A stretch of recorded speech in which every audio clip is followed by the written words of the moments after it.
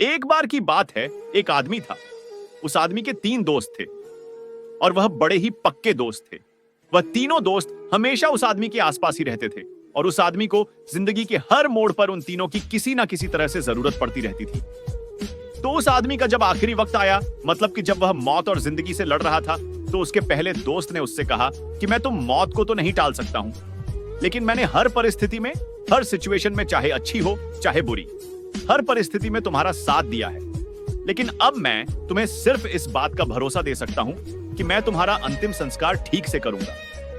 अब दूसरे दोस्त ने कहा कि मैंने तुम्हारे बचपन से लेकर आज तक किसी ना किसी तरीके से तुम्हारा साथ दिया है। मेरे होने से तुम दुनिया की किसी भी चीज को पा सकते थे, लेकिन मैं तुम्हें फिर से जिंदगी नहीं दे सकता हूं।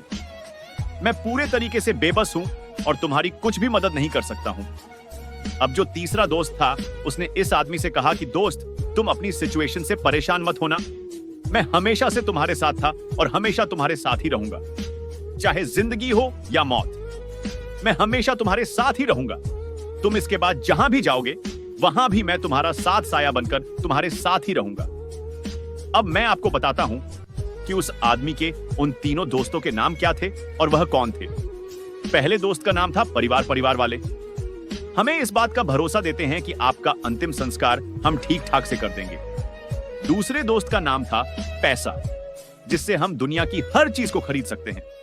और तीसरे दोस्त का नाम था कर्म, आपके द्वारा किया गया अच्छा काम, यानी कि आपका कर्म आपको यह गारंटी देता है कि वह इस दुनिया में भी आपके साथ था और मरने के बाद भी आपके साथ ही रहेगा। एक कहावत है कि कर्म करते जाओ, फल की चिंता मत करो, क्योंकि वह चीज आपको आपके आखिरी वक्त में काम आएगी। और आपकी अच्छाई, आपका कर्म एक ऐसी इन्वेस्टमेंट होती है जो कभी फेल नहीं होती। तो अगर आप इस कहानी को और भी लोगों तक पहुंचाना चाहते हो, तो इस वीडियो को लाइक करिए ताकि